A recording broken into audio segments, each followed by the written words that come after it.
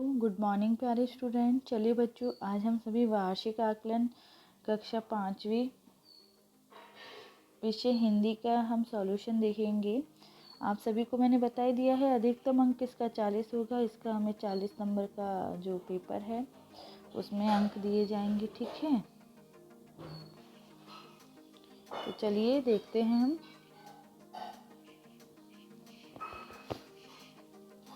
सही विकल्प का चुनाव कीजिए। कोको ने अलमारी में खाली स्थान की 4 रोटियां देखी। किसकी देखी? चावल की। रतन हम बच्चों के लिए अजूबा था, ठीक है। बाघ जंगल में रहता था। समुद्र से उठी भाप बादल बनकर पानी में बदलती है।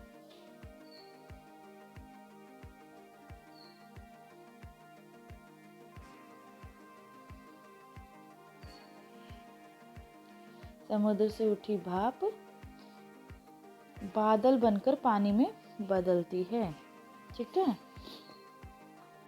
रस्सी से बंधे जवाहरलाल हवा में लटक रहे थे, ठीक है। सही और गलत का निशान लगाइए।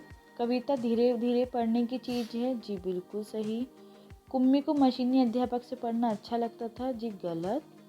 गोनू झा की आंखों में चमक आ गई, जी हाँ। दादी ने पंचतंत्र की कहानी सुनाने की बात कही, नहीं, हरिश्चंद्र की कहानी सुनाने की बात कही थी। हमें पेड़ की लकड़ी से फट्टे बनाते हैं, जी हाँ, सही, ठीक है बच्चों। अगला प्रश्न देखिए बच्चों, प्रश्न 11 से लेके 15 तक। रतन का खेलना कौन निहारता था? रतन का खेलना कौन निहारता था?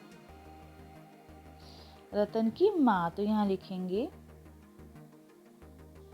रतन का खेलना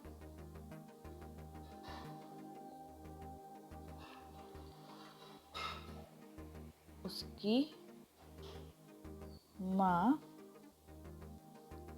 निहारती थी, ठीक है। गुरु और चेला कविता के कवि कौन है? बच्चों, गुरु और चेला कविता के कवि कौन हैं?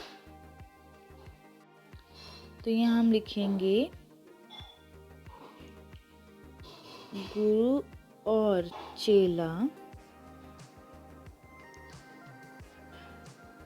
कविता के कवि सोहन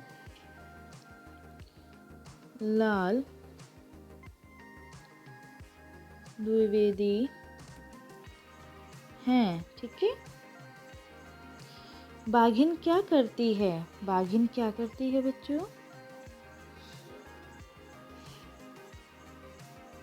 तो देखिए बच्चों, यहाँ हम लिखेंगे बाघिन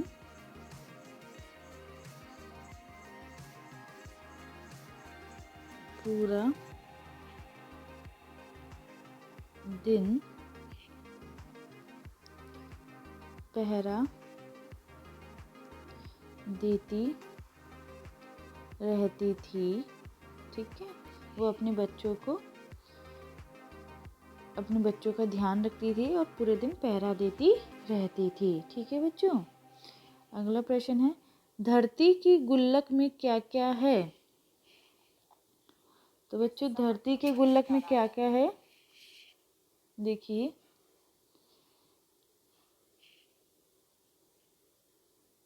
धरती की गुल्लक में नदी,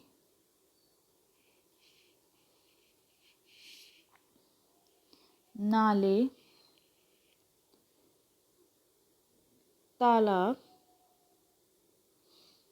तथा झीलें हैं, ठीक है। मस्तूल किसे कहते हैं?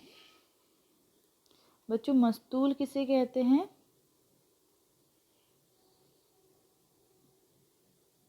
मस्तूल मस्तूल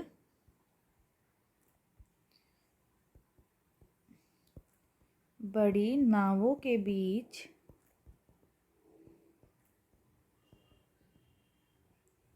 बीच का वह लट्ठा जिसमें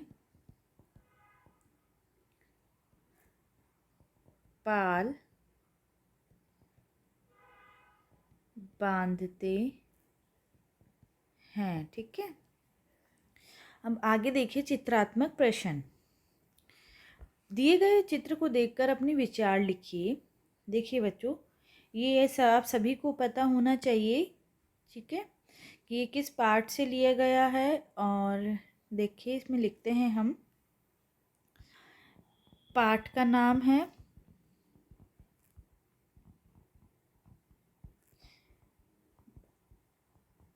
विशन की दिलेरी। ठीक है बच्चों, देखिए नीचे जगह नहीं है इसलिए मैं यहाँ लिख रही हूँ, तो आप सभी इसको ध्यान से देखिए। देखिए बच्चों, इस कहानी में विशन घायल तीतर को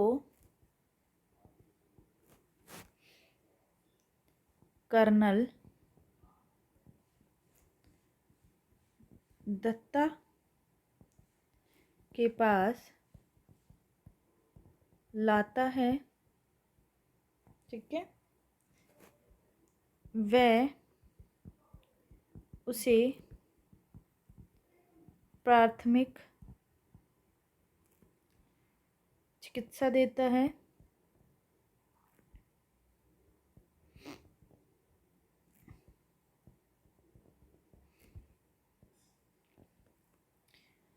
और उसे गेंदे की पत्तियों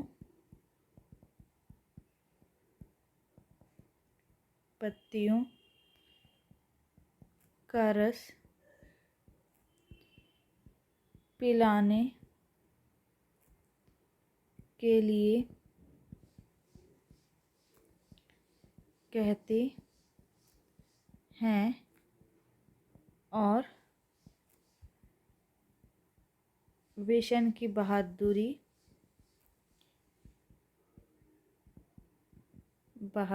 की तारीफ करते हैं। ठीक है बच्चों, सभी को आया समझ में? देखिए बच्चों, इस चित्र में क्या दिया गया है। देखिए बच्चों, पहले तो आप सभी को पाठ का नाम पता होना चाहिए। विशन की दिलेरी पाठ से ये चित्र लिया गया है। इस कहानी में विशन घायल तीतर को कर्नल दत्ता के पास लाता है। वह उसे प्राथमिक चिकित्सा देते हैं और उसे गेंदे की पत्तियों का रस पिलाने के लिए कहते हैं और विशन की बहादुरी की तारीफ करते हैं। अगला प्रश्न है बच्चों, विद्यालय में जाकर पढ़ना व ऑनलाइन द्वारा पढ़ने में क्या क्या अंतर है? तो देखिए बच्चों, जो विद्यालय में जाकर पढ़ते हैं और ऑनलाइन जो पढ़ते हैं उनमें क्या क्या अंतर है। तो देखिए बच्चों, मैं यहाँ आपके लिए यहाँ ऊपर इसका उत्तर लिखूंगी, आप ध्यान से देखिए। विद्यालय में जाकर पढ़ना और ऑनलाइन पढ़ना। ठीक है बच्चों, तो आप सभी ध्यान से देखिए बच्चों।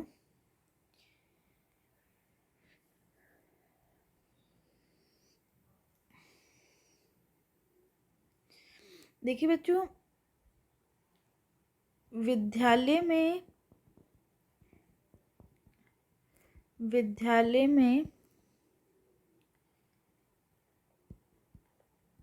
अध्यापक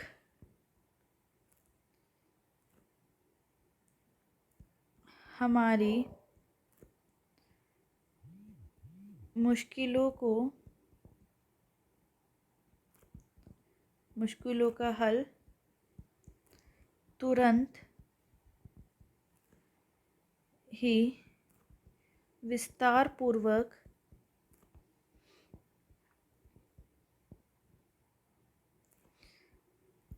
और अलग अलग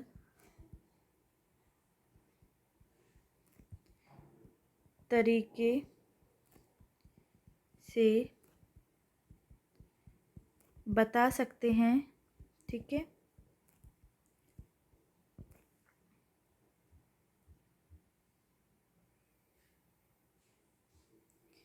एक तो ये हो गया है बच्चों। ठीक है, और अनुशासन बना रहेगा, अनुशासन बना रहेगा। ठीक है, और प्रतियोगिताएं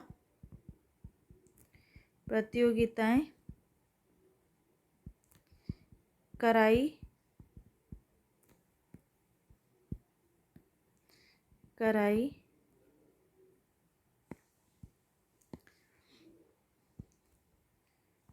जाएंगी, जिससे बच्चों में उत्साह देखने को मिलेगा। ठीक है बच्चों, देखिए बच्चों, मेरे पास यहाँ थोड़ा जगह कम थी, इसलिए मैंने आप लोगों का उत्तर यहाँ लिखा। तो आप देखिए, विद्यालय में जाकर पढ़ने से क्या होगा बच्चों की। देखिए, विद्यालयों में अध्यापक हमारी मुश्किलों का हल तुरंत ही विस्तार पूर्वक और अलग अलग तरीके से बता सकते हैं। अनुशासन बना रहेगा, प्रतियोगिताएं कराई जाएंगी, जिससे बच्चों में उत्साह देखने को मिलेगा। और बच्चों, ऑनलाइन पढ़ाई जैसे कि जो अभी हमारी चल रही है ऑनलाइन, इसमें क्या होता है बच्चों, देखिए इसमें समय की बचत होती है कि हमें स्कूल नहीं जाना पड़ता है। ठीक है, सुविधाजनक आप सभी को वीडियो वगैरह प्रोवाइड की जाती है। सुविधाजनक घर बैठे पढ़ सकते हैं। ठीक है, आपको वीडियोस वगैरह अच्छे से प्रोवाइड की जाती है, तो मुझे लगता नहीं है आपको कोई परेशानी होती होगी। ठीक है, अगला देखिए बच्चों, पैसों की भी बचत होती है, पैसों की बचत।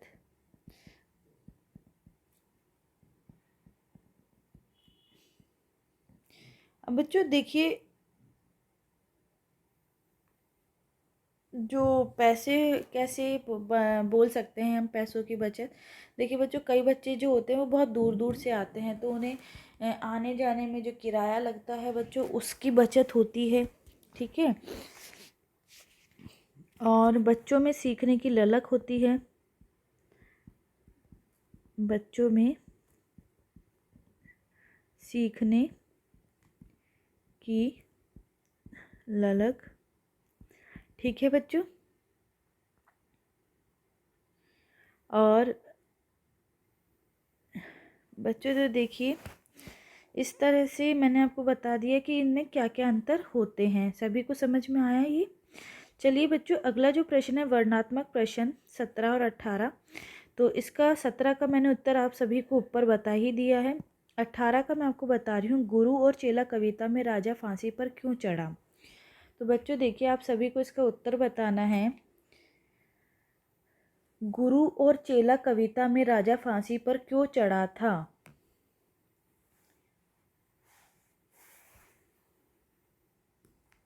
देखिए बच्चों, गुरु और चेला कविता आप सभी ने पढ़ी है, तो मैं आपको यहाँ बताना चाहूँगी। देखिए,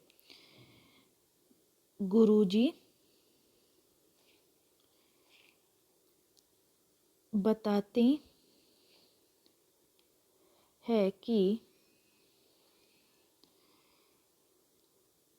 इस समय जो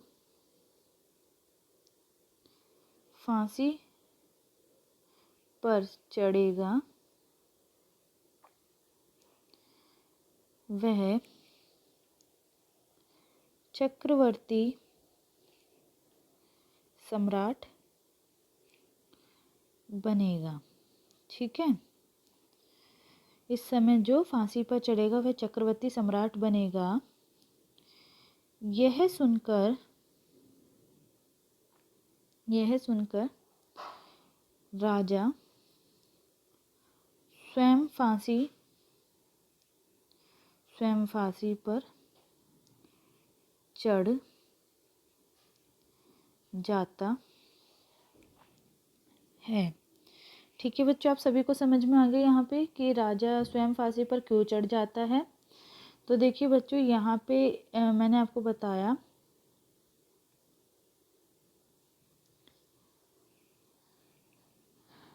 कि गुरुजी बताते हैं कि इस समय जो फांसी पर चढ़ेगा वह चक्रवर्ती सम्राट बनेगा। यह सुनकर राजा स्वयं फांसी पर चढ़ जाता है। ठीक है,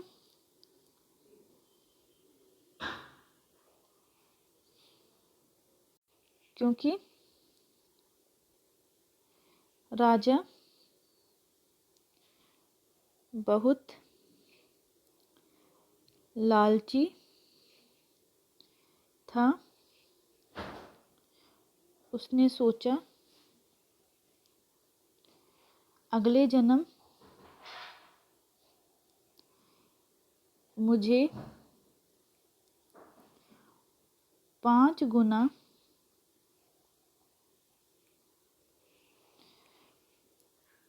बड़ा राज्य मिलेगा। यही फांसी का शुभ मुहूर्त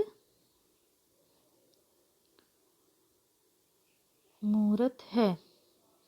ठीक है, देखिए बच्चों, गुरुजी बताते हैं कि इस समय जो फांसी पर चढ़ेगा वह चक्रवर्ती सम्राट बनेगा। यह सुनकर राजा स्वयं फांसी पर चढ़ जाता है। क्योंकि राजा बहुत लालची था, उसने सोचा अगले जन्म मुझे 5 गुना बड़ा राज्य मिलेगा, यही फांसी का शुभ मुहूर्त है। इसलिए वह सबको हटाकर खुद फांसी पर चढ़ जाता है। ठीक है बच्चों, सभी को समझ में आया। देखिए बच्चों, आप सभी वीडियो को ध्यान से देखिए, समझिए और अपनी वर्कशीट को सॉल्व कीजिए। उम्मीद करती हूँ आप सभी को मेरा वीडियो समझ में आया होगा। थैंक यू प्यारे बच्चों।